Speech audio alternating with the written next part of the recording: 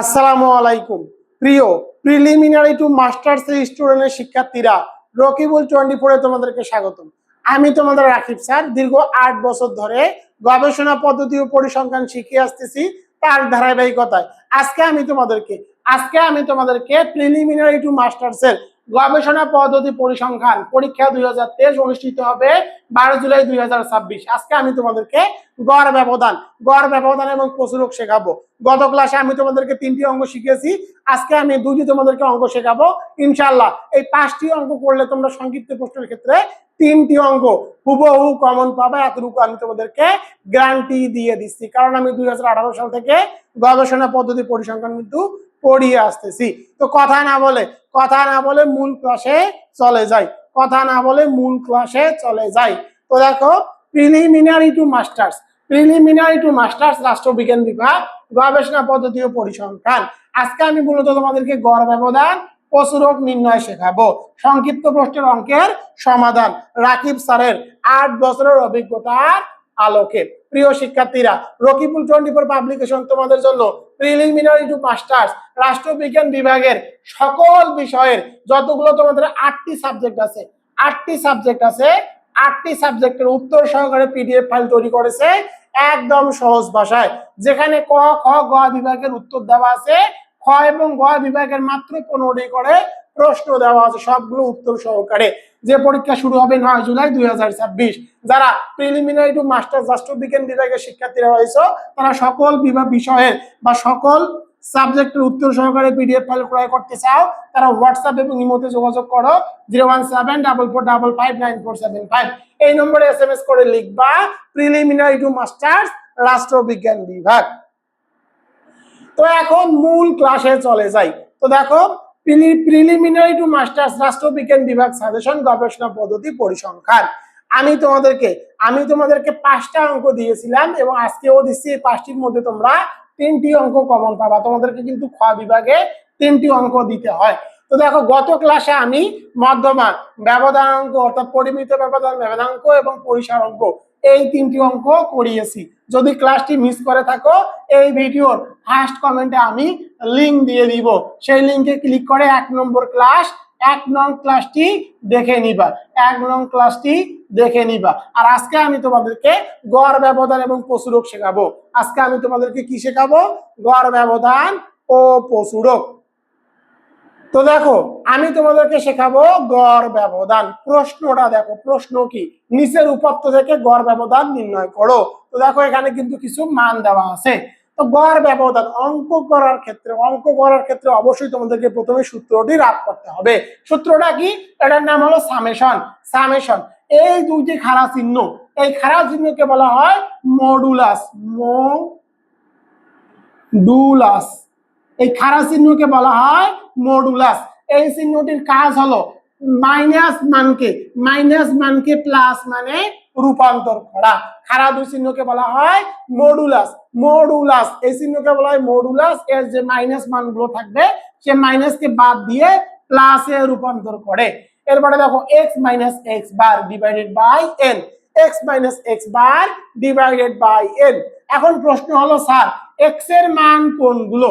তো দেখো, এখানে যে মানগুলো দেওয়া থাকবে, সেটাই হলো x এর মান। এখন x বারের মান কোনগুলো? x বার মানে কি? x বার ইকুয়াল হলো গড়। গড়। তাহলে আমাদের কি করতে হবে? প্রথমে গড় নির্ণয় করতে হবে। আর একটা বিষয় তোমাদেরকে জানিয়ে দেই, গড় নির্ণয়ের কিন্তু সূত্র আছে, সামেশন x বাই n। তো দেখো, x বারের সূত্র কি? x বারের সূত্র হলো summation x by n। Summation x মানে কি? x এর যে মানগুলো আছে, সেই মানগুলোর যোগফল। x এর মানের যোগফল। এই যে x এর মানগুলো আছে, এই মানগুলো সবগুলো যোগ করে যে মানটি পাওয়া যাবে, সেটি হলো x বারের মান, সামেশন x এর মান। এই মানগুলোকে যোগ করে যে মানটি পাওয়া যাবে, সেটি হলো সামেশন এক্স এর মান। তো দেখো প্রথমে বের করতে হবে গড় সামেশন এক্স বাই এন, আর এন মানে হলো মোট সংখ্যা। এখানে কয়টি সংখ্যা আছে? 1 2 3 4 5 6 7 8, এখানে 8টি সংখ্যা আছে, তাহলে এন এর মান হলো 8। তো প্রথমে আমরা কি নির্ণয় করব? গড় নির্ণয় করব।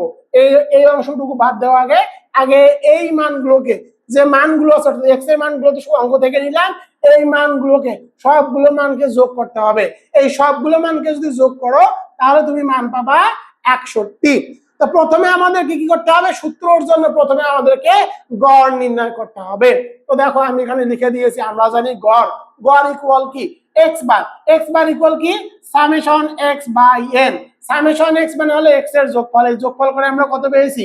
61। তো 61 আর এন ইকুয়াল মোট সংখ্যা, এখানে মোট সংখ্যা দেওয়া আছে 8টি। উপরে দেখো মোট সংখ্যা কিন্তু দেওয়া আছে 8টি, অর্থাৎ 1 2 3 4 5 6 7 8, এখানে 8টি সংখ্যা দেওয়া আছে, অর্থাৎ n ইকুয়াল হলো 8। তো আমরা জানি গড় equal summation X by N. Summation X এর মান কত? সামেশন এক্স এর মান হলো 61 আর n এর মান হলো 8। 61 যদি 8 দ্বারা ভাগ করো তাহলে মান পাবা 7.625, 7.625। তো দেখো 7.625, 7.625 অর্থাৎ এক্স বার, এক্স বারের মান কত? 7.625, 7.625 হলো এক্স এর মান, অর্থাৎ এক্স বারের মান। এখন দেখো আমাদের কি বের করতে হবে? আমার এখান থেকে modulus x minus x bar by N. তো দেখো আমাদের এই অংশটুকু, অর্থাৎ এই অংশটুকুর মান বের করতে হবে, তাই আমি এখানে লিখে দিয়েছি modulus x minus x bar. এখন প্রশ্ন হলো sir x minus x bar যে আপনি এখানে লিখেছেন, তাহলে এক্স বারের যে মানটি লিখেছেন কিভাবে মানটি বের করবেন? তো দেখো এক্স এর মান থেকে, এই এক্স এর মান থেকে কোন মানটা বিয়োগ করব? এক্স বারের মান। এক্স বারের মান কত বের করেছি? 7.625, 7.625। পরেরটি দেখো আবার এই মান থেকে এক্স বারের মান বিয়োগ করতে হবে, এক্স এর মান থেকে এক্স বারের মান বিয়োগ করতে হবে। এক্স বারের মান কত? 7.625। সবগুলোর সাথে তোমরা রাব করবা, রাব করে 7.625 লিখবা। 7.625 মাইনাস 7.625, আবার দেখো মাইনাস 7.625, আবার দেখো মাইনাস 7.625, আবার দেখো মাইনাস 7.625। তো দেখো এই মানকে 6 এর সাথে যদি 7.625 বিয়োগ করো, এই মানের সাথে এই মানটা বিয়োগ করলে তোমরা পাবা মাইনাস 1.625। তখন কি করা যাবে? তখন আর মাইনাসটি বসানো যাবে না। কেন বসানো যাবে না? কারণ এখানে কি আছে? মডুলাস চিহ্ন আছে। মডুলাস চিহ্ন থাকলে আর মাইনাস চিহ্ন বসানো যায় না। পরেরটি দেখো 5 থেকে যদি 7 বিয়োগ করো, অর্থাৎ 5 থেকে 7.625 যদি বিয়োগ করো তাহলে 2.625 বের হবে। আবার 9 থেকে যদি 7 বিয়োগ করো তাহলে তোমাদের বের হবে 1.375। আবার 7 থেকে যদি কি করো 7.625 বিয়োগ করো তাহলে কিন্তু তোমাদের এখানে কি আসবে? মাইনাস চিহ্ন আসবে। যদি মাইনাস চিহ্ন আসে তাহলে মাইনাস চিহ্নকে বসানো যাবে না, কারণ এখানে কি আছে? মডুলাস আছে। আবার 10 থেকে যদি 7.625 বিয়োগ করো তাহলে এই মানটি পাবা। আবার 8 কে যদি 7.625 দ্বারা বিয়োগ করো তাহলে এই মান পাবা। 4 কে যদি 7.625 দ্বারা বিয়োগ করো তাহলে তোমরা মান পাবা মাইনাস 3.625। তখন আর এই মাইনাস মানকে বসানো যাবে না। 12 কে যদি 7.625 দ্বারা বিয়োগ করো তাহলে এই মানটি পেয়ে যাবা। মোট কথা এই মডুলাস বা খাড়া চিহ্নের জন্য এই এক্স এর মান থেকে এক্স বারের যে মানটি বের করলাম সেই মানগুলোকে সবগুলোকে বিয়োগ করতে হবে। বিয়োগ করে যদি মাইনাস মান আসে তাহলে মাইনাসকে আর বসানো যাবে না। এখন এই মানগুলোকে যোগ করতে হবে। যদি তোমরা এই সবগুলো মানকে যোগ করো তাহলে তোমাদের কি করতে হবে? যোগের জন্য বের করতে হবে, দিতে হবে সামেশন। সামেশন কি? X minus x bar, x minus x bar. এই মানগুলো যদি যোগ করো তাহলে যোগফল বের হবে 17। তোমরা ক্যালকুলেটরে হিসাব করে নিও। এখন আমরা মূল যে সূত্র সে সূত্রে চলে যাব, অথবা আমি এখানেও করে দিতে পারি। দেখো অথবা তোমরা লিখবা যে আমরা জানি, তোমরা এইভাবে লিখে দিবা আমরা জানি। আমরা জানি কি জানি? গড় ব্যবধান। গড় ব্যবধান, গড় ব্যবধানের সূত্র কি? Summation modulus x minus x bar divided by N. তো দেখো summation X minus x bar, summation X minus x bar এর মান বের হয়েছে 17। 17 কে n এর মান দ্বারা বিয়োগ করতে হবে। n ইকুয়াল কত? মোট সংখ্যা কয়টি সংখ্যা আছে? 1 2 3 4 5 6 7 8, এখানে কয়টা সংখ্যা আছে? 8টি সংখ্যা আছে। এখন 17 কে 8 দ্বারা ভাগ করবা, 17 কে 8 দ্বারা ভাগ করে যে মানটি বের হবে সেটি হলো গড় ব্যবধানের মান। তো দেখো আমি কিন্তু এখানে গড় ব্যবধানের অঙ্কটি করে দিয়েছি, দেখো। অর্থাৎ আমরা জানি গড় ব্যবধান summation modulus x minus x bar by n 17। 17 হলো কি? Summation modulus x minus x bar এর মান, summation modulus x minus x bar এর মান 17 আর n ইকুয়াল মোট সংখ্যা হলো 8। 17 কে যদি 8 দ্বারা বিয়োগ ভাগ করো তাহলে তোমরা মান পাবা 2.125। সুতরাং নির্ণয় গড় ব্যবধান 2.125। অঙ্ক কিন্তু একদম পানির মতো সহজ, পানির থেকেও সহজ অঙ্ক। আশা করি এই অঙ্কটি তোমরা বুঝতে পেরেছো। জাস্ট তোমাদেরকে কি করতে হবে? প্রথমে সূত্রটি দেখতে হবে। সূত্রে কি কি মান লাগবে? সূত্রে মান লাগবে এক্স এর মান, এক্স এর মান তো অঙ্কের মধ্যে দেওয়াই থাকবে। এরপরে বের করতে হবে এক্স বার এর মান। এক্স বার ইকুয়াল কি? এক্স বার মান ইকুয়াল হলো গড়। গড় কিভাবে বের করতে হয়? গড় বের করতে হয় সামেশন এক্স বাই n দিয়ে। তো প্রথমে কি দেখো এক্স এর মান আছে, এক্স এর মানগুলোকে যোগ করলে সামেশন এক্স এর মান পাওয়া যাবে। এরপরে n ইকুয়াল মোট সংখ্যা, এখানে যেটি মোট সংখ্যা আছে 8টি, সুতরাং 8 দিয়ে ভাগ করতে হবে। যে মানটি বের হবে সেটি হবে এক্স বারের মান। আর এখানে দেখো শর্ত কি আছে? এক্স এর সাথে এক্স বারের মান বিয়োগ করা, অর্থাৎ এই মানগুলোর সাথে এক্স বারের যে মানগুলো বের হবে সে মানগুলোকে বিয়োগ করতে হবে। বিয়োগ করে মানগুলো এখানে বসাতে হবে। যদি মাইনাস আছে তাহলে মাইনাসকে বসানো যাবে না, কারণ এখানে মডুলাস আছে। এটি হলো গড় ব্যবধানের মূল সূত্র। আশা করি তোমরা গড় ব্যবধান বুঝতে পেরেছো। এবার শর্ট করে আমি তোমাদেরকে প্রচুরক নির্ণয় শিখিয়ে দিব। নিম্নের উপর থেকে প্রচুরক নির্ণয় করো। দেখো শ্রেণীব্যাপ্তি এবং গণসংখ্যা কিন্তু দিয়ে দেওয়া আছে। তো দেখো তোমরা কি করবা? এরকম একটা জাস্ট ডায়াগ্রাম তৈরি করবা। এই যেভাবে দেওয়া আমি দিয়েছি, প্রথমে শ্রেণীব্যাপ্তি। তো শ্রেণীব্যাপ্তি গুলো কই পাবা? শ্রেণীব্যাপ্তি গুলো কিন্তু তোমাদের অঙ্কের মধ্যেই দেওয়া থাকবে। তো দেখো শ্রেণীব্যাপ্তি অঙ্কের মধ্যেই দেওয়া আছে, শ্রেণীব্যাপ্তি গুলো এখানে সাজিয়ে নিয়েছি। এবং গণসংখ্যার মান, এই গণসংখ্যার মানগুলো কিন্তু এখানে দেওয়া আছে, এখান থেকে নিয়েছি। আর এই প্রশ্নটি দেখো তোমাদের বোর্ড কোশ্চেন 2022 সালে এসেছিল। প্রথমে তোমাদেরকে প্রচুরক শ্রেণী নির্ণয় করতে হবে। তো প্রচুরক শ্রেণী নির্ণয় কিভাবে করবা? যে শ্রেণীতে গণসংখ্যার মান সর্বোচ্চ থাকবে সেটি হলো প্রচুরক শ্রেণী। তোমাদেরকে লিখতে হবে, আমরা জানি যে শ্রেণীতে গণসংখ্যার মান সর্বোচ্চ তাকে প্রচুরক শ্রেণী বলা হয়। এখানে দেখা যাচ্ছে কি 30 থেকে 40, 30 থেকে 40 এ গণসংখ্যার মান সর্বোচ্চ কত? 15। সুতরাং প্রচুরক শ্রেণী হবে 30 থেকে 40। এই সূত্রটি তোমাদেরকে লিখতে হবে। এরপরে দেখো তোমাদেরকে লিখতে হবে আমরা জানি। আমরা কি জানি? আমরা জানি দিয়ে লিখতে হবে প্রচুরক শ্রেণী। আমরা জানি প্রচুরক ইকুয়াল, প্রচুরকের সূত্র কি? L1 প্লাস এই চিহ্নকে বলা হয় ডেল, এই চিহ্নের নাম হলো ডেল। তো দেখো এটার নাম হলো del1 divided by del1 plus del2 গুণন c। এখন দেখো L1 ইকুয়াল কি? L1 ইকুয়াল কি আমি তোমাদেরকে একবারই বুঝিয়ে দেই। যে শ্রেণীতে গণসংখ্যার মান সর্বোচ্চ, দেখো এখানে গণসংখ্যার মান সর্বোচ্চ হলো কত? 15। সুতরাং এখানে কি গণসংখ্যার শ্রেণী হলো 30 থেকে 40। L1 এর মান কত হবে? L1 এর মান হবে যে শ্রেণীটা নির্বাচন করবা তার প্রথমে যে সংখ্যাটি থাকবে সেটি হবে L1 এর মান। তো দেখো এখানে L1 ইকুয়াল কত? L1 ইকুয়াল হলো 30। এরপরে দেখো সি এর মান কিভাবে বের করবা? সি এর মান বের করা হলো শ্রেণীব্যাপ্তি। তো দেখো 30 থেকে 40, 30 থেকে 40 শ্রেণী ব্যবধান কত? 30 থেকে 40 এর শ্রেণী ব্যবধান হলো 10। অর্থাৎ 30, 31, 32, 33, 34, 35, 36, 37, 38, 39, 40, অর্থাৎ 10।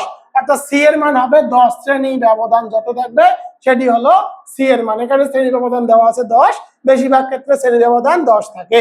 এরপরে দেখো del1 ইকুয়াল কি? del1 ইকুয়াল হলো, তোমাদেরকে বলে দেই del1 ইকুয়াল কি?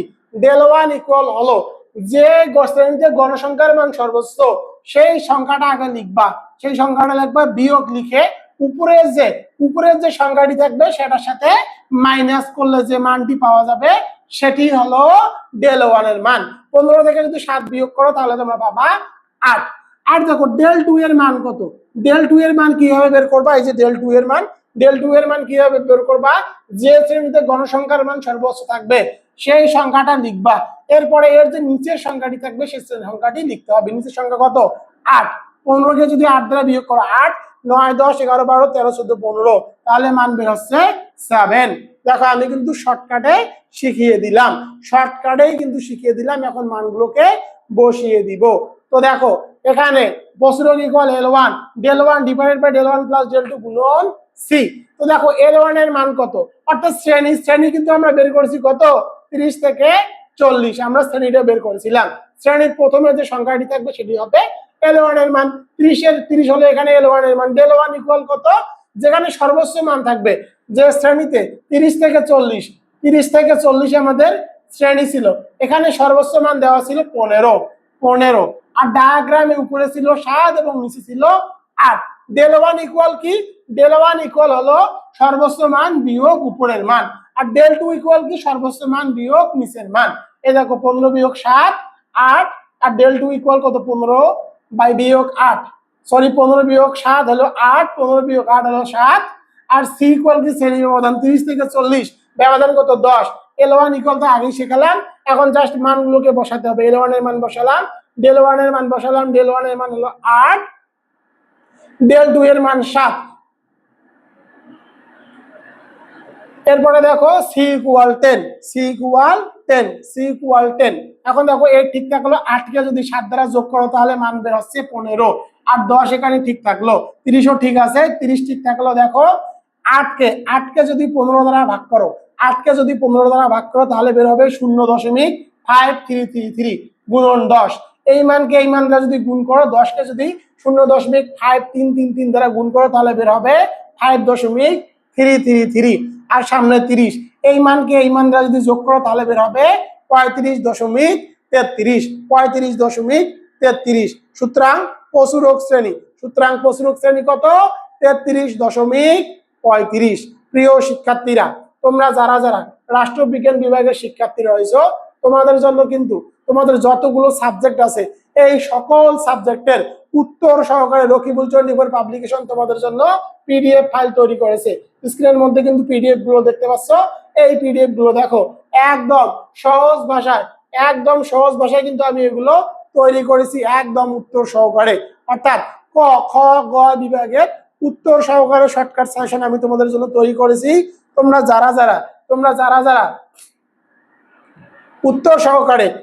যারা উত্তর সহকারে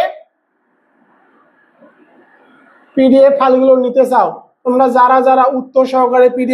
নিতে চাও, তারা দ্রুত আমার হোয়াটসঅ্যাপ অথবা ইমোতে যোগাযোগ করো। আমার হোয়াটসঅ্যাপ নম্বর 01755559475, এই নম্বরে দ্রুত SMS করো। আমি যে তোমাদেরকে 5টি অঙ্ক শেখালাম, আমি তোমাদেরকে গ্যারান্টি দিচ্ছি এই 5টি অঙ্কের মধ্য থেকেই তোমরা 3টি অঙ্ক হুবহু কমন পাবা, আমার কথা মিলে নিও।